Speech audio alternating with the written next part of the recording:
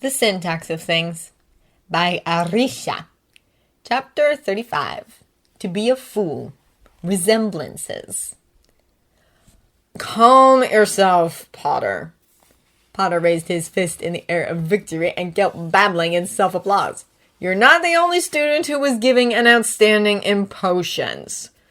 Just so you know, sir, if you're trying to ruin my mood, you can't, said Potter in the middle of an epileptic shock that looked suspiciously like dancing. The test in Severus's hands was covered in Potter's hideous handwriting, which was impossible to read without narrowed eyes. However, all the instructions for the Euphoria elixir were put down in the right order, and Potter had even included some methods that Severus himself regarded as clever and rather difficult for someone to come up with. Eyeing the boy skeptically, he gave him back the paper, and Potter kissed it twice before sitting on the sofa. He held it before him with extended arms, tilting his head from side to side. Do you think I should frame it? I have some empty space above my bed. Needs to be covered with something. Maybe instead of the Quidditch team photo, I'll hang this. You have completely lost your mind. Potter's head jerked up. Why? It's not as if I'm going to get an O in potions ever again. I gave up hope last year, and guess why? Severus scowled, but said nothing.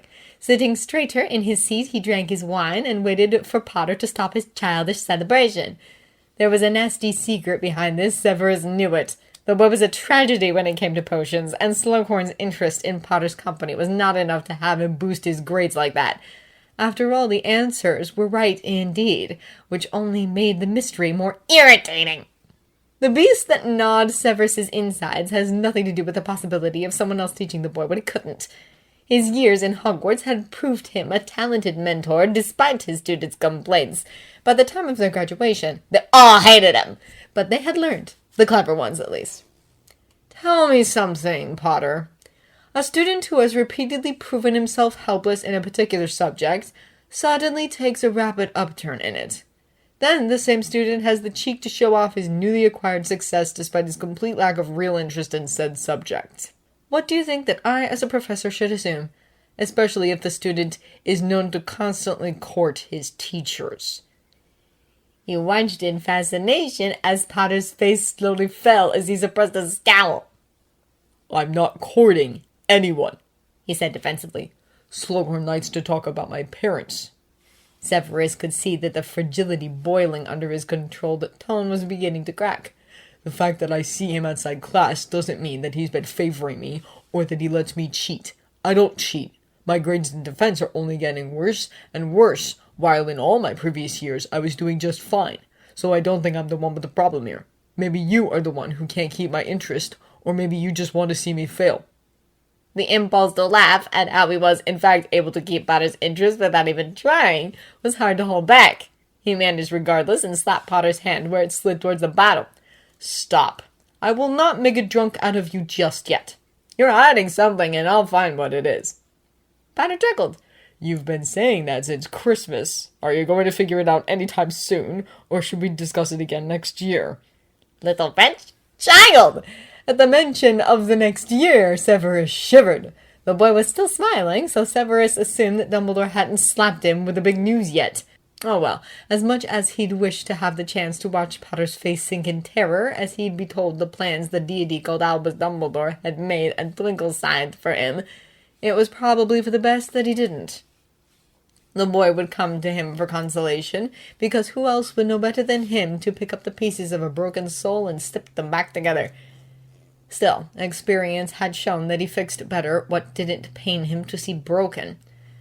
You might as well spill it out. It is wiser to confess and apologize than keep up the tale and have to strip off it when the term ends. The headmaster would show mercy on you. Okay. Potter sighed. Okay, fine, I'll tell you, he said seriously, but you'll have to keep it a secret. You wouldn't? But what could it be? Go on. I have actually created my own kind of legitimacy. So when I read a question on a test and I don't know the answer, I remember that you do, so I just send my mind to look for you in the castle, and when you don't even know it, I push into your thoughts and see all the boring potion details you have stored in there for no good reason, and I copy them. But it's a secret, he added. Severus blinked. 5 points from Gryffindor for your ridiculous sense of humor. And I assure you that my thoughts are not centered around potions. Sure thing. You believe you know me, Severus said in disbelief. It was almost insulting. Okay. What do you think about that? What kind of question was that? Whatever a man thinks, Potter. Things to do, things to buy, things to report, things to teach, things. Potter nodded, and it occurred to Severus that it was rare of Potter to give a quiet response. And what do you think about when you're alone? His heart froze. Potter, though, seemed relaxed, peaceful. No one can hear us? I can't keep secrets, you know. He decided not to retort. Perhaps clinging to his silence would be enough for Potter to understand that he was heading somewhere. There was no chance in hell they were going. He will stop this. The reasoning mantra he uselessly kept repeating lost its meaning fast. He gave Potter the glare. Apparently, his silence was taken as vulnerability. You might think I'm crazy, and who knows, maybe I am, but... murmured Potter, a faint smile forming on his lips. But when I think about... He took a breath. Yeah, no, forget it. I'm sorry, Professor. I shouldn't. Do you want me to leave? I'm sorry. Regretting his stupidity, Potter stood. When you think about what? Damn, fuck, obliviate, crucio if necessary. Nothing. Forget it. I was being stupid. He was certainly not going to press this. He had already asked once, while he should have none. None. It's just... sometimes I have the impression...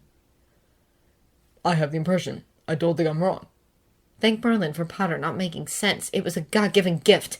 Now he'd go away, and they'd all live happily ever after. When I think about you, I can't help but think that you must be thinking about me too. Sometimes you look at me. You give me that look. But then again, it's not my eyes you're looking at. He broke into a painful chuckle.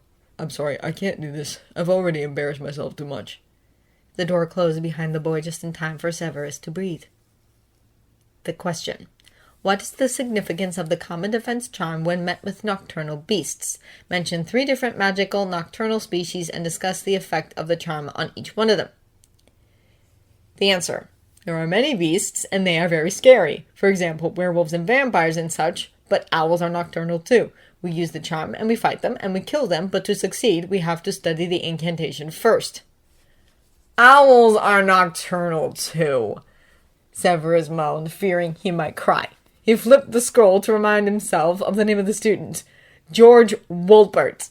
Dipping his quill in red ink, he was about to cross off the entire page when a knock came. Come in. Sir. Of course, why not really? The little bugger looked up nervously, and Severus was taken aback. Did he not even deserve a break in between ordeals? Yes. Are you busy? Potter threw his backpack on a chair and licked his lips. Uncertainty settled around his features as Severus picked another scroll from the stack before him and unrolled it. What does it look like? Snape snapped. First his home, then his chambers, now his office too. When would the invasion stop? It occurred to him that it wasn't coming to. He's in the room of requirements. I saw him getting in there about 10 minutes ago. He's up to something. Malfoy. Severus opened his mouth to tell him that it was not his business to spy on Draco. He meant to tell him that coming to his office uninvited was as annoying as visiting his chambers. His voice was caught. Did he see you? No. The boy had gone too far this time. Severus had agreed to help him, agreed to overlook his dirty little secret, agreed to teach him despite Dumbledore's restrictions. Dumbledore's reasonable worries. 20 points from Gryffindor for spying on my students, Potter. Dismissed. As ironic as it was, and as futile as it had become to take points from a boy who'd remain unaffected by all the possible punishments he might receive, Severus tried. Eventually, Potter would learn to behave. Quite an optimist Severus had become. He occupied himself by pretending to search for something into his desk drawer until Potter left. Only he didn't. Excuse me? Merlin, show mercy! I said Malfoy is in the room of requirement. We're wasting time. What's wrong with you? Should I just go to Dumbledore? Severus sighed and closed the drawer with a bang. His head slightly bent over his desk work, he chose to respond with honesty. Again, I advise you to stay out of this or you'll just cause bigger problems for everyone. What my students do is under my supervision. What you do is not. So stop informing me and stop stalking me. Am I being clear? He's been spending every night in there since the term began. Isn't that suspicious at all to you? And Potter had been spending every night since the term began knocking on his door for company, but that was most assuredly not suspicious at all. You are dismissed, he said again. Does Dumbledore know? Severus inwardly promised himself that this would be the last time he talked to Potter outside the classroom. Outwardly, he fumed. I don't know, Potter. Ask him if you want. Now leave or you'll have to explain yourself to your prefects for another 20 lost points. It's fine, I'll tell them you were being a jerk like always. Or should I just tell them the truth, that you're covering up Malfoy's dirty work? Covering up? I'm not covering up, I'm orchestrating it! But once again, you speak of things you know nothing about. I'll take it that. Yes, do that. And watch us all die in vain. I imagine you'll be proud of your Gryffindor honesty then, for once. I'm always proud of my honesty. What honesty? Professor, I can't sleep, so let me stay. Was that how honesty was defined in Potter's head? The shape's edges were rather shaky, or rather Slytherinish. Once honesty is attained, vulnerability is next. People are never honest. Make a start and they'll ruin you. I don't care. You're changing the subjects. Damn him for advising Potter, and damn Potter for not understanding. There is no subject. There is business, and those who force themselves into it and end up ruining it. Whatever you think that it is what you have discovered here, I'm already aware of it. The headmaster is too. You have no news to bring me, you're just making a fool of yourself. Has it not even occurred to you that I might already know where Draco Malfoy is? Or are you so careless that you spied on him, and then you came down right here for all the world to see that you are conveying to me what he does? Severus's words hit home, and Potter blushed. Severus went on. Do you think my students don't keep a close eye on you as well? Do you have any idea how many of my students' parents were ranked in the Dark Lord's circle even before you were born? What it is that you think you might do? You, a 16-year-old child, that I haven't thought of doing already. The headmaster may be pleased with you for fishing secrets out of Horace's alcohol-stinking mouth, but you will not do anything more than what you're instructed. He paused. This is bigger than you. Potter nodded. His panic seemed to slowly drift away, and then his eyes narrowed as he glanced at the desk. Are these our tests? He asked. Ravenclaw, Hufflepuff, second years. Potter nodded again, then smiled that cheeky smile. Have you passed anyone? At least 2 of them. He spat. But there are more to correct. You never know. Classes are supposed to have like 30 or 40 students. They do, Severus agreed. Potter laughed. Severus had long ago ceased to be startled by the sudden absence of tension between them. He should have known better. A traitorous aspect of his perception understood that Potter was still laughing. I hate him, Potter admitted after he had gone down. A brief protest that Draco didn't deserve anyone's hate was successfully swallowed down, and Severus managed a straight face as he responded strictly, Is that all? Yeah, I'll go. Are you sure Dumbledore knows? Draco hadn't taken a shit Dumbledore didn't know about this year. He does, but you shouldn't. Potter stared at him and nodded again. He grabbed his backpack from the chair and opened the door. See you tonight. Were they arranging dates, too, now? As soon as the door closed behind him, Severus rolled up his sleeve, and with the tip of his wand pressing against his dark mark, he contacted Draco. See you tonight. He would most likely be seeing Draco tonight instead. See him cry and shout and curse him for trying to be helpful, or at least pretending to. Tears shed not as a sign of weakness, but as a sign of a pure heart. For a brief moment, Severus was torn between admitting that he was getting accustomed to helping boys their mothers could do nothing to help anymore, and damning it all and letting go.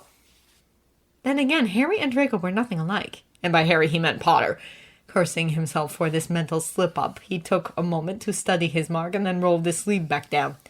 Harry Potter's mysterious existence had occupied the best part of his life, and he was only now vaguely reminded of a time when interacting with adolescents was only a necessary evil, and most assuredly an unpleasant one. Not that he was by any means enjoying Potter's company. The boy was irritating, living his youthful present as darkly and randomly as he could. An emotional mess he was, uneducated, grim, and lost somewhere between his past and the future. As one grows weaker, one is less susceptible to suffering. Potter was strong, although Severus could not tell where his strength was coming from. And he was also weak, because his strength was uninteresting to him, his magic untapped, his brain untrained. Draco and Potter were alike. It was a wonder they hadn't figured that out on their own already. The many layers of doubts behind how much Draco really wished to join the Dark Lord were rather blurry, and the only thing that mattered now was that, willingly or not, he had joined him, and could do nothing but obey him. Once ranked, what was the point of looking back anyway? What could Severus change for himself, let alone Draco? He could not help him. He could only manipulate him, for the greater good. As a passing thought, he decided that Dumbledore was rubbing off on him. He shivered.